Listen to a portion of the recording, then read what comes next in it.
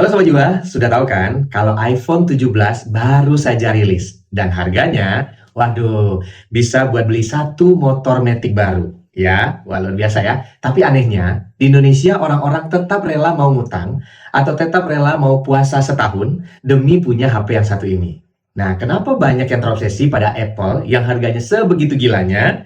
Nah, di Indonesia iPhone bukan cuma sekedar handphone, tapi iPhone itu kayak tiket naik kelas, simbol gengsi yang bikin orang langsung melihat bahwa dia adalah orang yang ada gitu. Tapi tunggu, kita bukan lagi bahas tentang HP, don't worry, karena bukan di situ ranahnya kita. Di video ini kita mau bahas tentang orang yang ada di balik perusahaannya, yaitu Steve Jobs dan Apple. Kita akan selami perjalanan hidup dan perjalanan jiwa Steve Jobs yang jadi cetak biru yang bikin produk-produk Apple berani dilabel dengan harga yang fantastis. Siap untuk dengerin perjalanan spiritual di balik brand yang paling terkenal di dunia ini? Jangan kemana-mana, kita kasih lewat dulu intro yang satu ini ya. Selamat datang di Langkah Jiwa, tempat untuk kita belajar menemukan kembali diri sendiri dan terhubung dengan alam semesta agar hidup bahagia penuh makna. Nah Sobat Jiwa, di Amerika ada sebuah perumahan yang tenang bernama Mountain View di California. Semuanya itu semua serba rapi di sana. Rumah-rumahnya luas dengan halaman yang hijau, berjejer rapi ala-ala kayak rumah yang di film Amerika.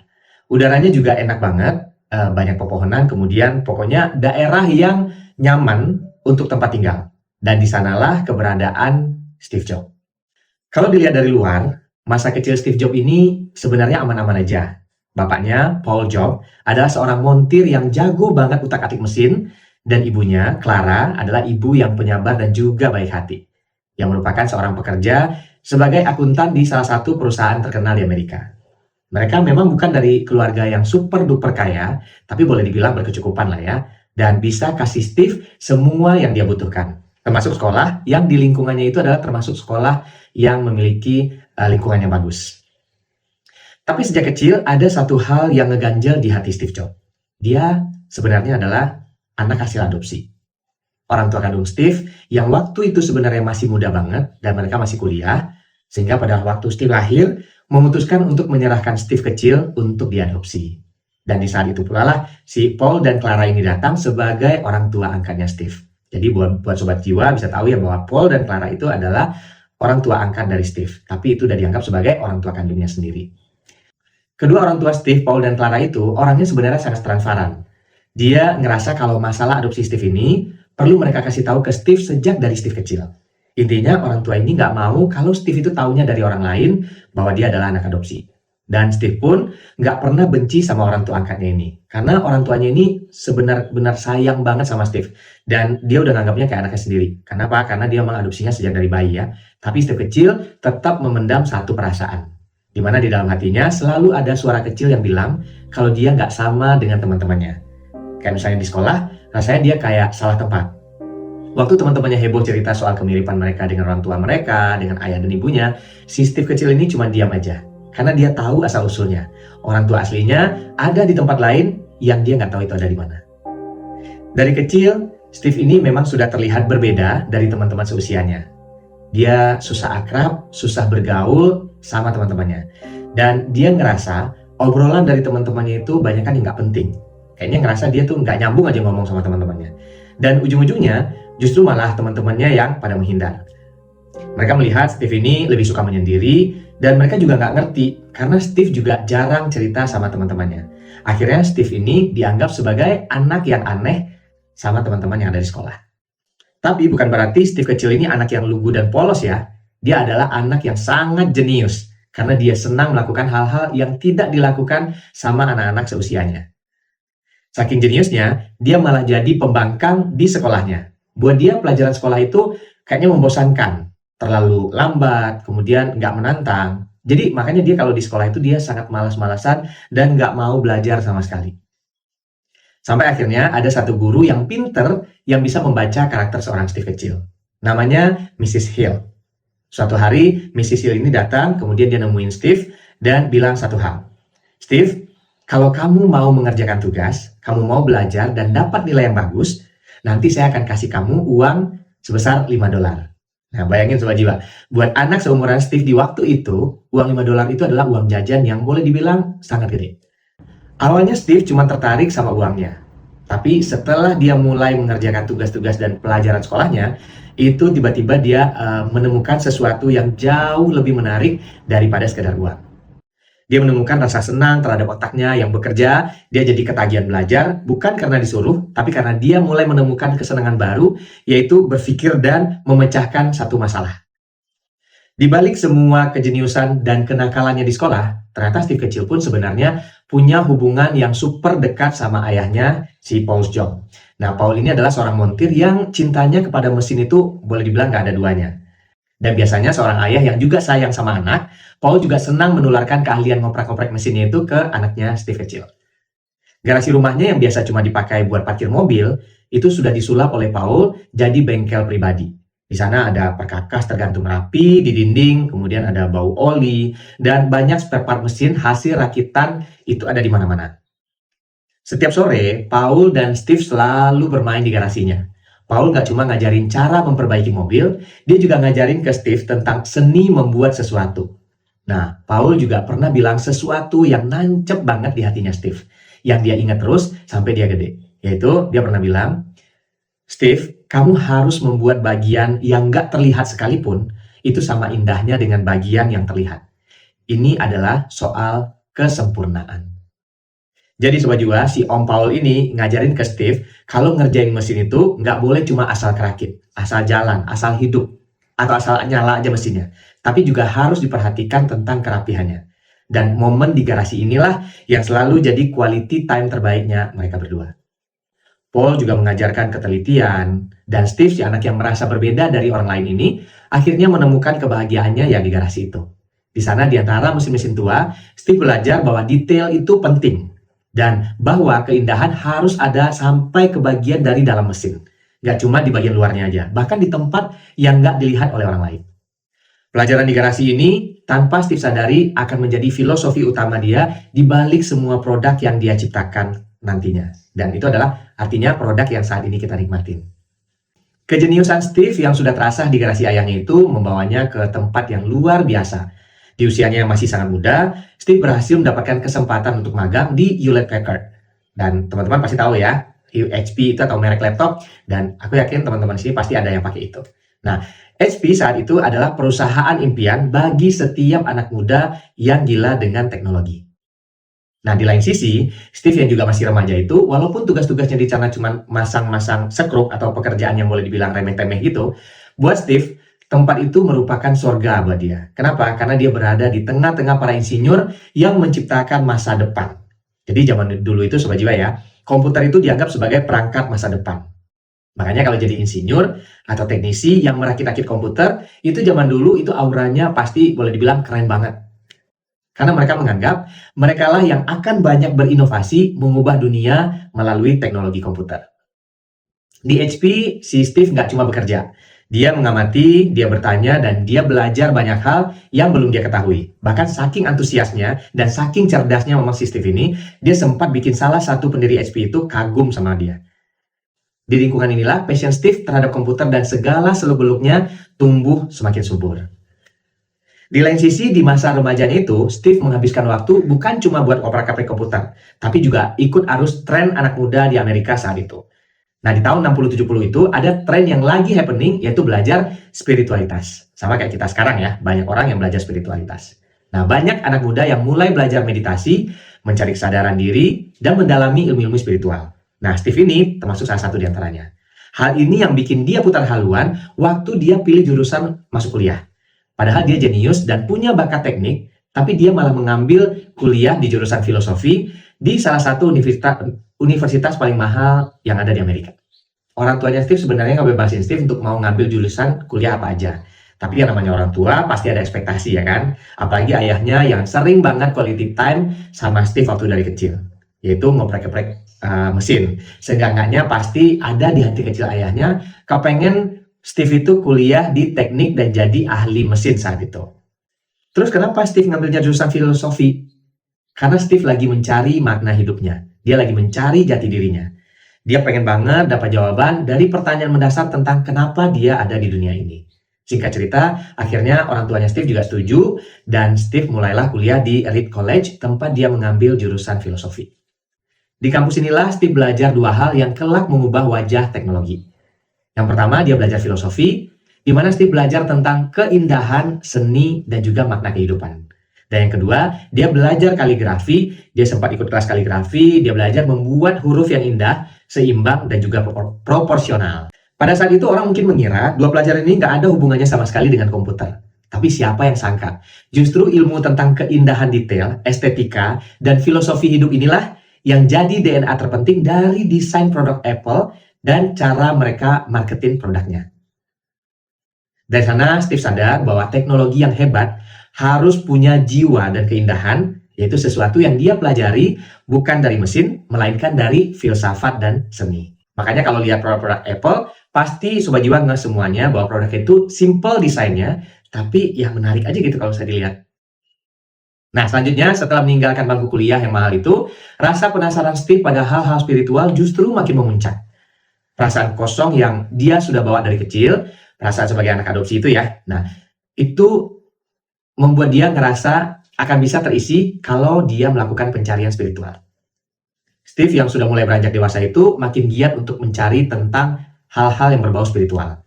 Dengan tampilan rambutnya yang gondrong, kemudian wajahnya yang serius, dia mempelajari semua buku-buku tentang spiritual. Dia jadi rajin meditasi, kemudian dia juga terus mencari jawaban tentang siapa dirinya dan untuk apa dia hadir di dunia ini. Pencarian itu akhirnya membawanya pada sebuah keputusan yang boleh dibilang cukup ekstrim. Dia memutuskan pergi ke India. Kenapa India? Jadi pada zaman itu Sobat Jiwa, di Amerika meditasi dan spiritualitas ketimuran itu yang paling dikenal itu adanya di India. Ibaratnya kalau misalnya kita mau belajar meditasi, kesadaran diri, dan belajar hal-hal yang spiritual, itu kiblatnya selalu adalah India. Selain itu, Steve juga pernah baca buku yang ditulis oleh seorang guru spiritual di India, dan saking dia sukanya dengan buku itu, makanya dia pengen banget ketemu langsung dengan guru itu. Singkat cerita, sampailah si Steve di India dan dia langsung merasakan panasnya udara Delhi, kemudian debu jalanan yang berterbangan, dan juga keramaian yang kontras sekali sama kehidupan tenangnya yang ada di California. Dan pada saat itu, Steve mengira bahwa dia akan menemukan jawaban instan saat itu juga. Namun, nasibnya berkata lain. Sesampainya di India, dia malah mendapatkan kabar bahwa guru spiritual yang dia mau temuin itu, yang merupakan idolanya itu, ternyata sudah meninggal. Nah, bayangin Sobat Jiwa ya, kekecewaan Steve saat itu. Udah perjalanan jauh, keinginan belajar yang menggebu-gebu dari seorang guru, malah orangnya keburu meninggal dunia. Dan tujuan utamanya sudah pasti dianggap gagal. Tapi hal itu nggak bikin Steve patah semangat. Justru dia menganggap ini adalah sebagai ujiannya dia. Dan kemudian Steve tetap memutuskan untuk tinggal di India selama, nggak sehari dua hari, nggak seminggu ya, tapi selama 7 bulan. Dia keliling ke banyak tempat-tempat suci, belajar dari orang-orang lokal, dan semakin mendalami ajaran spiritual. Dan di sanalah, di tengah kesederhanaan, pandangannya terhadap hidup semakin berubah. Singkat cerita, ketika Steve jauh kembali ke California, dia bukan lagi jadi anak muda yang sama. Dia pulang dengan semangat yang menyala dan misi yang lebih besar. Dia sadar impiannya bukan cuma sekedar mau jadi kaya, punya banyak uang, atau cuma ingin jadi hebat dengan bikin produk canggih. Tapi misi sejatinya adalah dia ingin mengubah dunia. Dia ingin menyatukan keindahan seni yang dia pelajari dari kaligrafi dan filosofi dengan kekuatan dari teknologi. Dia ingin produknya itu punya jiwa, ada nyawanya gitu dari produk yang akan dia buat. Dan di titik inilah Steve bertemu lagi dengan sahabat lamanya yaitu Steve Wozniak. Nah, kita manggilnya Wozniak aja ya. Seorang jenius elektronik yang punya bakat ngoprak-ngaprik komputer yang luar biasa. Dan mungkin memang jodohnya bahwa passion mereka itu ketemu. Kolaborasi antara seni, filosofi, dan juga teknologi. Akhirnya Steve Jobs mengajak Wozniak, karena dua-duanya namanya Steve ya. Jadi Steve ngajak Wozniak untuk bikin brand komputer mereka sendiri. Dan akhirnya dia mulai tuh cari-cari nama apa yang bagus untuk brand komputernya. Saat itu Steve yang sudah berbekal pengetahuan mengenai spiritual, dia sering banget menghabiskan waktu di kebun apel milik temannya. Satu waktu, dia habis selesai meditasi di kebun apel itu, kemudian jalan-jalan sambil melakukan grounding. Nah, di tengah-tengah lagi ngelamun itu, dia seperti dapat satu aha moment. Dia keingetan sama satu filosofi yang dia pelajari di dia, yaitu kesederhanaan adalah keindahan yang tertinggi.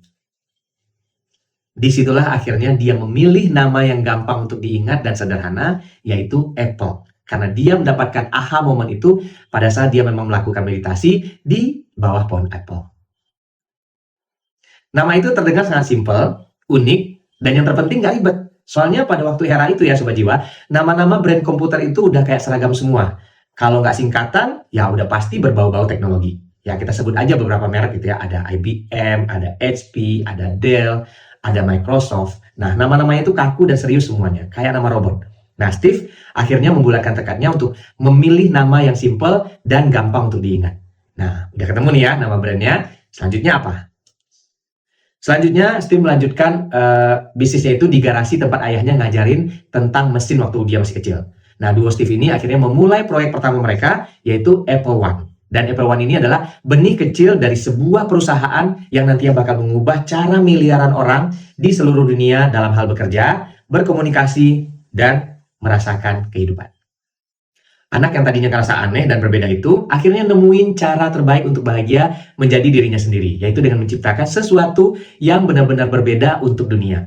Singkat cerita, perjalanan Apple mulai menanjak dan duo Steve ini mulai mencicipi manisnya kesuksesan produk pertama mereka, yaitu Apple One. Namun Sobat Jiwa, di tengah hiruk pikuk teknologi itu, hidup Steve ini dihantam kabar yang sangat personal. Pacarnya waktu itu Christian Brennan gitu namanya ya, yang udah dia pacari selama bertahun-tahun dan hubungannya mereka juga putus nyambung. Nah, itu datang membawa berita bahwa dia sedang hamil. Nah, buat banyak orang ini adalah kabar yang bahagia. Tapi Sobat Jiwa, buat Steve sendiri, kabar itu justru membuka luka lama yang selama ini sudah dia kubur dalam-dalam, yaitu trauma sebagai anak adopsi. Kok bisa gitu? Karena dia ngerasa dirinya dan Christian waktu itu masih muda. Memang sudah mapan, tapi masih banyak yang perlu mereka kejar. Intinya mereka belum siap untuk jadi orang tua. Nah, dia ingat itu, dulu orang tua aslinya nyerahin dia buat diadopsi. Nah, jadi dia ke-trigger di situ. Steve Jobs yang dari kecil selalu merasa beda sendiri itu, dia langsung bersikap sedikit reaktif. Dia menolak dan bersikeras bahwa anak yang dikandung oleh Christian itu bukan anaknya dia. Tapi setiap ditawarin tes DNA, dia juga nggak mau. Nah, akhirnya si Steve ini perang batin. Di satu sisi ada ketakutan menjadi ayah, seperti yang dia rasakan saat ditinggalkan. Di sisi lain, buat bertanggung jawab dan jadi orang tua, dia juga belum siap. Karena masih banyak yang pengen dia kejar. Tapi karena pacarnya nih emang orang baik gitu ya, meskipun ditolak sama Steve, dia tetap memutuskan untuk tidak menggugurkan kandungannya. Nah, si Steve ini walaupun menolak, di satu sisi dia masih sempat-sempatnya ngatur dan bilang sama pacarnya ini bahwa jangan pernah untuk menyerahkan anak itu untuk diadopsi. Ini orang sih pinter ya, tapi kadang nyebelin juga. Kejadian ini rupanya menghadirkan lagi luka lama masa lalunya. Dia sendiri sudah merasakan sakitnya ditinggalkan oleh orang tua kandung, dan dia tidak ingin anaknya mengalami hal yang sama. Nah, akhirnya singkat cerita, bayi itu lahir, dan bayi itu diberi nama dengan nama Lisa, karena anaknya perempuan. Nah, namun Steve masih belum bisa menerima Lisa. Luka lama masa lalunya itu masih cukup membekas di hatinya. Nah, seperti di awal tadi, dia menolak mengakui Lisa sebagai darah dagingnya, bahkan lebih parah lagi juga dia menolak untuk memberikan dukungan finansial. Steve waktu itu ya padahal udah kaya banget ya dari Apple, dia lagi bangun kerajaan bisnisnya, tapi dia gagal membangun jembatan emosional untuk anaknya sendiri. Dan itu butuh waktu yang cukup lama bagi seorang Steve Jobs untuk bisa berdamai dengan dirinya sendiri, berdamai dengan cerita masa lalunya sebagai anak adopsi, sebelum akhirnya dia bisa membuka hati dan bisa menerima Lisa sebagai anaknya. Perlahan seiring berjalannya waktu, Steve mulai menyadari bahwa penolakannya pada Lisa adalah sebenarnya penolakan terhadap diri dia sendiri di masa lalu. Ketika tembok pertahanan itu akhirnya runtuh, Steve pun mulai menerima Lisa. Dia mulai bangun hubungan dengan anak gadisnya itu, bahkan kehadiran Lisa itu berharga banget buat dia dan menjadi inspirasi. Sampai Steve menamai salah satu produk Apple-nya yang ikonik sebagai nama anaknya, yaitu Apple Lisa. Dan Lisa itu merupakan singkatan. Kisah Steve sama anaknya ini menunjukkan bahwa sejenius apapun seseorang, seberapa besar pun dia bisa mengubah dunia, luka batin masa lalu itu bisa menjadi penghalang terbesar dalam menerima cinta dan juga kebahagiaan. Dan ketika dia akhirnya bisa menerima anaknya, dia bukan hanya menerima Lisa, tapi juga bisa menerima sepenuhnya diri dia sendiri sebagai anak adopsi yang kini sudah menemukan akarnya. Nah, kita lanjut lagi dengan cerita Apple tadi, karena kita tahu bahwa Steve Jobs itu adalah orang yang jenius, dia menggunakan kejeniusan dan juga filosofinya itu dalam banyak hal. Nah, di tahun 1984, waktu Apple meluncurkan produk komputer bernama Macintosh ya. Nah, tahun 1994, waktu Apple meluncurkan produk komputernya bernama Macintosh, iklannya itu ikonik banget Sobat Jiwa. Dan itu jadi dasar marketing di dunia modern saat itu. Jadi cerita gini, zaman itu di kantor-kantor semua orang pada pakai komputernya IBM. Ya, kemudian komputer itu didesainnya besar, kaku, dan fokus utama dari produk itu biar orang bekerjanya makin produktif. Nah, lalu muncullah iklan Apple yang sangat legendaris berjudul 1984. Nah, iklan ini nggak menunjukkan produk Macintosh sama sekali. Steve Jobs pakai ilmu spiritual dan filosofinya. Dia nggak menjual secara langsung komputernya, tapi dia menjual koneksi perasaan. Kalau Sobat Jiwa kepo sama iklannya, bisa cari di YouTube Apple 1984. Nah, buat anak tahun 90-an, pasti pernah ngalamin ini secara langsung. Dia lihat langsung tuh iklannya di TV, benar nggak? Jadi iklannya tuh kayak gini. Apple menampilkan suasana hitam putih, kemudian ada banyak orang yang lagi berbaris rapi, pakai seragam ya, semuanya pakai baju yang sama. Nah, di depan orang-orang ini ada layar yang nunjukin seseorang atau pemimpin seolah-olah lagi kasih instruksi sama orang yang berjejer tadi. Nah, jadi orang-orang itu kayak semacam, ya boleh dibilang dalam tanda kutip, budak yang patuh sama tuannya gitu ya. Ini tuh analogi Apple buat orang yang pakai IBM. Orang yang kaku dan iya-iya aja sama kerjaan. Di tengah-tengah orang yang berbaris-baris itu, tiba-tiba muncul seorang wanita atletis yang pakai baju logo Apple, dan itu warna-warni. Dia lari ke depan layar yang kasih instruksi, terus dia melemparkan sebuah palu sampai layarnya hancur. Dan semua yang ada di situ langsung shock gitu. Nah, dari iklan itu, Steve mau kasih pesannya kayak gini. Kalau kamu pakai IBM, kamu cuma robot. Tapi kalau kamu pakai Apple, kamu itu berbeda. Kamu bebas dan kamu adalah dirimu sendiri. Dan ternyata iklan ini ngena banget di hati orang Amerika, Sobat Jiwa. Iklan ini sukses besar bukan karena teknologi, tapi karena sentuhan emosi dan filosofi pemberontakan yang dibawa oleh si Steve. Dan si Steve ini berhasil bikin orang merasa kalau lu pakai Apple, lu adalah orang yang keren. Nah, dari situlah iklan ini ngebawa Apple ke level kesuksesan yang lebih tinggi lagi. Dan sampai sekarang pun banyak dari kalian mungkin yang Sobat Jiwa ya merasa keren kalau pakai produk Apple. Benar nggak? Jujur. Nah, udah selesai sampai situ? Ya belum. Lanjut ya, kita lanjutin ceritanya. Steve Jobs yang tadinya merasa waktu kecilnya adalah sebagai anak yang diadopsi, yang selalu merasa asing, akhirnya menemukan tempatnya dan dia berhasil membangun kerajaan bisnis dengan tangannya sendiri. Namun balik lagi yang namanya pohon, makin tinggi pasti makin gede anginnya. Dan makin ada aja tuh cobaannya, ya kan? Nah, di tengah puncak kejayaannya ini, Steve yang masih muda itu namanya juga masih punya jiwa muda gitu ya, langsung kemakan sama egonya sendiri karena ngerasa sudah sangat sukses gitu. Nah, dia jadi orang yang arogan, susah diajak kerja sama, dan yang paling parah, dia memperlakukan stafnya dengan sangat buruk. Arogansinya itu akhirnya mulai menimbulkan masalah, dia mulai cekcok sama pemilik saham lainnya, yang berujung akhirnya dia dicopot dari jabatannya sebagai CEO Apple. Sedih nggak tuh Sobat Jiwa? Kerajaan bisnis yang dia bangun dari nol, dari keringatnya sendiri, dari garasi ayahnya selama bertahun-tahun, ibaratnya gitu ya, malah dianya yang diusir dari rumahnya sendiri. Dan buat Steve, ini bukan sekedar dikeluarkan dari pekerjaan. Ini adalah trauma yang benar-benar mengena gitu ya, ke dalam jiwanya. Pertama, dia ditinggalkan oleh orang tua kandungnya. Kemudian yang kedua, keluarga yang sudah dia bangun sebelumnya, yang sangat dia cintai, namun sekarang malah ngusir Steve. Nah, pada saat itu Steve ngerasa pastilah ya sangat sedih. Tapi justru di momen terendah itu, di jurang kesedihan itulah lanjutan perjalanan spiritualnya dia yang sesungguhnya dimulai.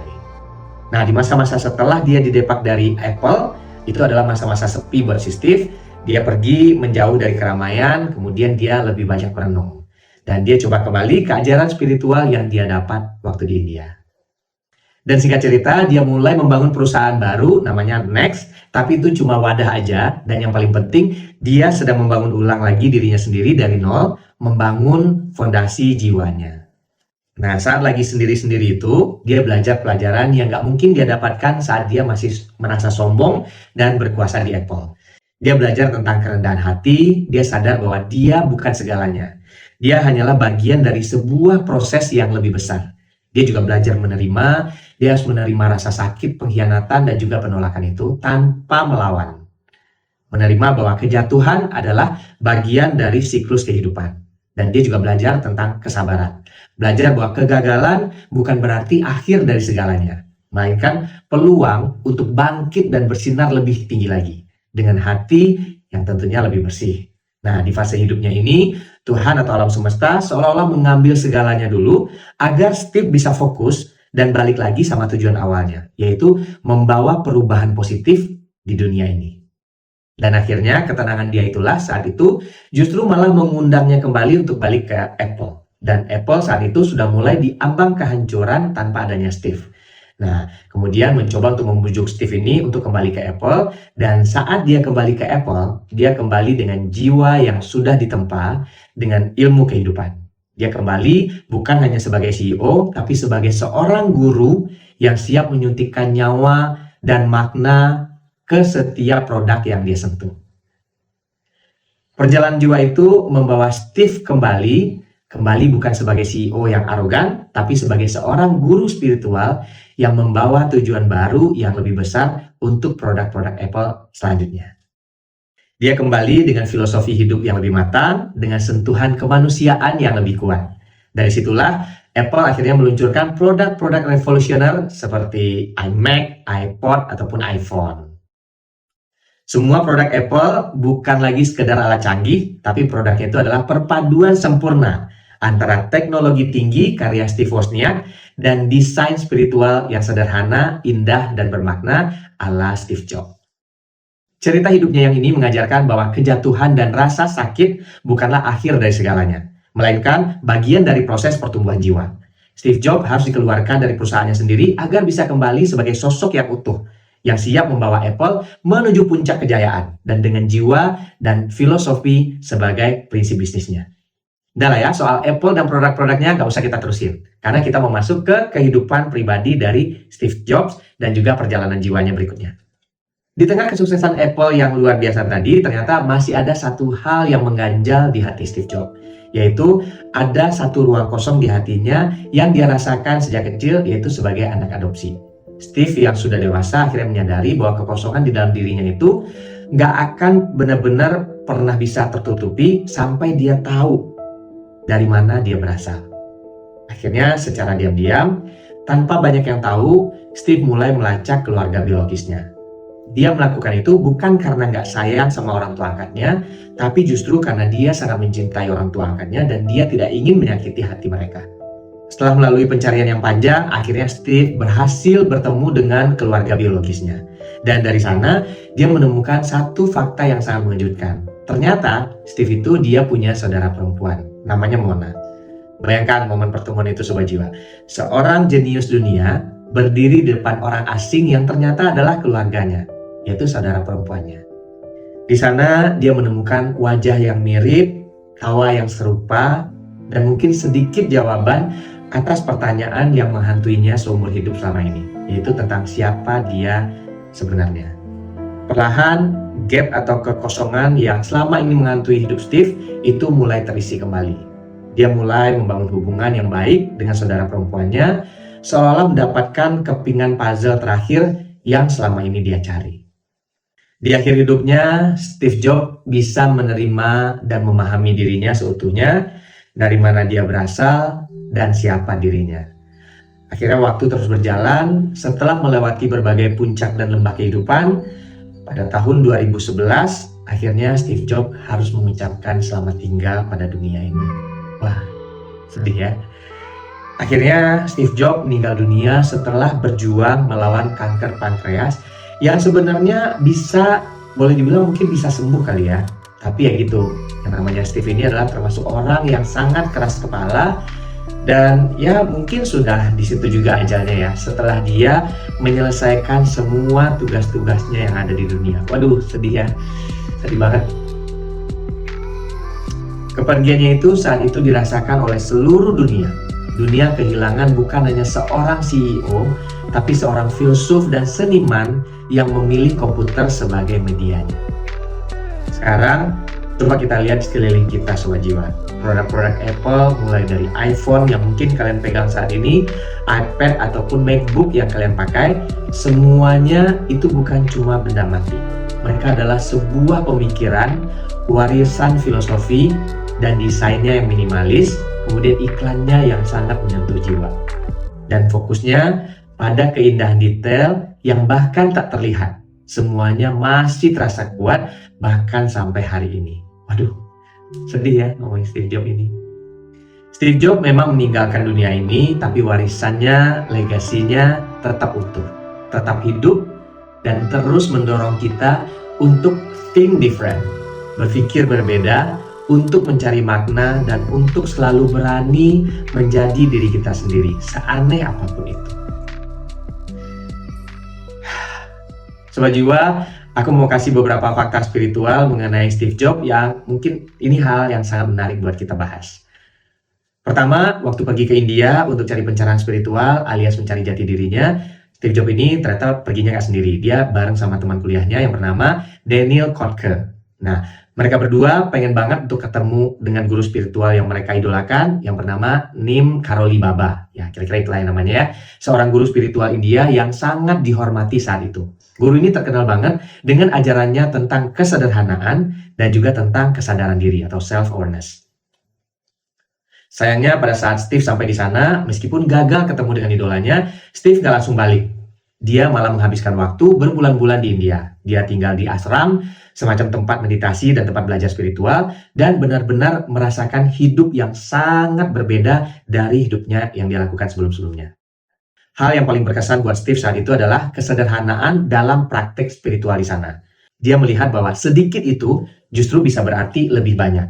Pengalaman di India ini membentuk obsesi Steve terhadap desain minimalis yang legendaris yang ada di Apple. Buat Steve, banyak hal yang nggak perlu itu adalah musuh utama dari sebuah inovasi.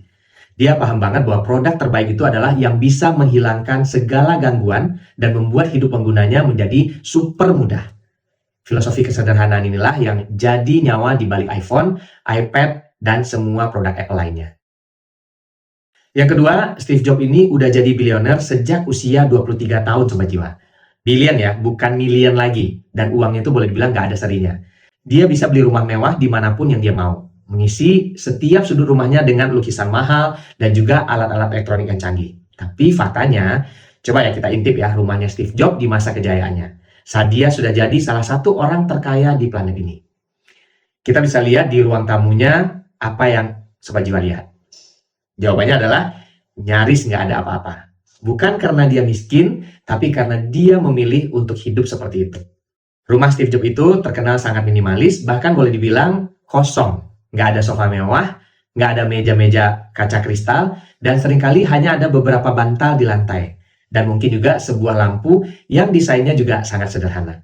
Ini adalah cerminan langsung dari perjalanan spiritualnya di India. Steve percaya bahwa kekayaan sejati bukanlah tentang apa yang kamu punya, tapi apa yang bisa kamu berikan. Mau itu bentuknya sedekah, karya, kontribusi, pokoknya semua yang bisa kamu kasih sama dunia ini. Steve selalu mikir kalau kekosongan di rumahnya itu adalah sebuah kanvas, tempat di mana pikiran bisa beristirahat tanpa gangguan.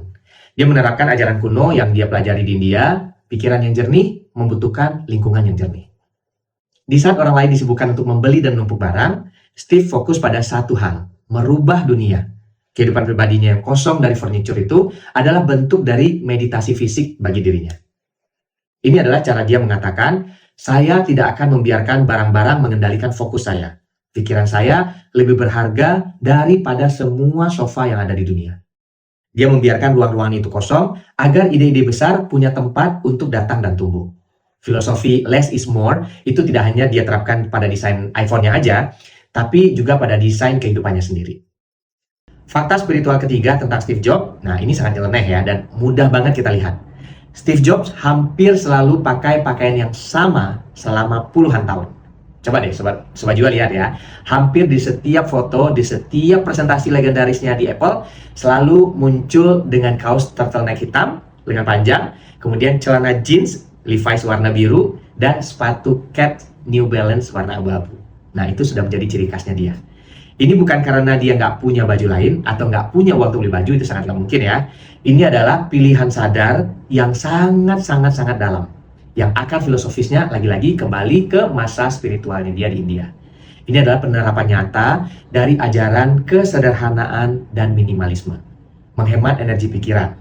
Bayangkan, kita setiap pagi harus menghabiskan waktu dan energi pikiran kita untuk memutuskan Hmm, hari ini pakai pakaian baju apa ya? Nah, Steve Jobs menganggap keputusan kecil itu adalah gangguan yang sangat nggak penting. Dia menghilangkan keputusan remeh-temeh ini dari hidupnya agar semua energinya bisa dia curahkan untuk hal yang lebih penting, yaitu inovasi dan kreativitas. Seragam khasnya itu menjadi simbol dan dia ingin orang fokus pada apa yang dia katakan dan ciptakan, bukan pada apa yang dia kenakan. Nah, bajunya itu adalah latar belakang yang netral, memastikan bahwa produk Apple lah yang menjadi bintang utama saat dia menceritakan soal itu di panggung. Pakaian seragamnya Steve Jobs itu akhirnya menjadi meditasi harian dan itu adalah pengingat visual bagi dirinya sendiri tentang filosofi hidupnya. Bahwa turtleneck hitam itu bukan cuma baju tapi sudah menjadi ikon yang mewakili kesederhanaan, keanggunan, dan juga revolusi. Dia memilih untuk tidak disibukkan oleh tren fashion ataupun pilihan sehari-hari, dia memilih untuk kebebasan mental. Dengan memakai pakaian yang sama, Steve Jobs membuktikan bahwa untuk mengubah dunia, kamu tidak perlu berganti-ganti penampilan. Kamu hanya perlu visi yang fokus dan pikiran yang jernih. Dari kisah Steve Jobs tadi, Sobat Jiwa, kita juga bisa ambil 3 pelajaran jiwa, yaitu less is more. Sederhana itu luar biasa. Pelajaran ini adalah inti dari ajaran spiritual yang Steve Jobs temukan waktu dia pergi ke India, dan dia juga terapkan hal itu dalam hidupnya. Minimalisme adalah fokus spiritual. Ingat kan tadi ya, Steve hidup di rumah yang hampir tanpa ada perabotan, dan selalu memakai pakaian yang sama. Buat Steve, dalam hidup, baik itu perabot yang berlebihan, pilihan baju yang banyak, atau fitur-fitur yang ribet di produknya, itu adalah musuh dari kejernihan pikiran. Dengan memilih untuk hidup sederhana dan menghapus keputusan-keputusan remeh dari hariannya, dia memastikan bahwa semua energi mentalnya terfokus pada hal yang paling penting, yaitu visi dan penciptaan. Kita belajar bahwa untuk menciptakan sesuatu yang luar biasa, kita harus berani membuang hal yang tidak perlu. Yang kedua, berani menerima diri sendiri seutuhnya. Perjalanan panjang Steve tadi sebagai anak adopsi mengajarkan kita tentang pentingnya untuk berdamai dengan luka batin. Steve menghabiskan hidupnya mencari dirinya, bahkan butuh waktu bertahun-tahun baginya untuk bisa menerima anaknya Lisa. Karena hal itu memicu trauma masa lalunya sebagai anak yang ditinggalkan. Nah, Steve mengajarkan bahwa kesuksesan dunia tidak akan pernah bisa mengisi kekosongan jiwanya. Dia harus berdamai dengan lukanya sendiri, menerima masa lalunya sebagai anak adopsi, sebelum dia benar-benar bisa merasa utuh dengan dirinya sendiri. Dengan menerima Lisa, anak gadisnya, dan akhirnya mencari keluarga biologisnya, dia bukan hanya menerima orang lain, tapi menerima dirinya sendiri seutuhnya. Ini adalah pelajaran bahwa pertumbuhan spiritual dimulai dari keberanian kita menghadapi dan menyembuhkan luka batin yang kita miliki. Dan ketiga, kegagalan adalah proses yang Tuhan dan semesta berikan untuk membersihkan kita. Momen terberat Steve adalah saat dia dikeluarkan secara paksa dari Apple, justru itu menjadi momen pertumbuhan spiritual terbesarnya. Kejatuhan itu terasa seperti hukuman, tapi bagi Steve, itu adalah proses dari pembersihan jiwa. Alam semesta seolah-olah mengambil semua kesuksesan dan kekuasaannya agar dia bisa fokus kembali pada tujuan sejatinya. Dan di masa-masa sunyi itu, dia belajar tentang kerendahan hati, tentang ketabahan, dan Steve kembali ke Apple dengan jiwa yang lebih matang. Dan filosofi barunya itu menghasilkan produk-produk Apple yang benar-benar kita rasakan saat ini itu bisa mengubah dunia. Kita belajar bahwa kegagalan adalah undangan spiritual untuk kembali ke tujuan awal kita dengan hati yang lebih bersih dan visi yang lebih tajam. Sobat Jiwa, jika kamu punya cerita perjalanan hidup yang menginspirasi, kamu bisa bagikan ceritamu tadi ke email yang ada di kolom deskripsi. Karena perjalanan kita atau perjalanan jiwa setiap orang itu unik, siapa tahu cerita dari Sobat Jiwa ini bisa menginspirasi dan menyentuh hati banyak orang untuk bisa bertumbuh dan bertransformasi mencapai tujuan hidup mereka yang sejati. Terima kasih untuk Sobat Jiwa yang sudah mampir ke video ini. Buat kamu yang terinspirasi, boleh klik like dan juga tinggalkan komen di bawah. Dan juga jangan lupa subscribe dan klik tombol loncengnya supaya kamu gak ketinggalan video-video terbaru dari Langkah Jiwa. Mari kita aminkan langkah kita hari ini menjadi awal yang baik untuk kita bersama-sama mencapai tujuan jiwa kita di dunia, langkah demi langkah. Sampai jumpa di Langkah Jiwa berikutnya.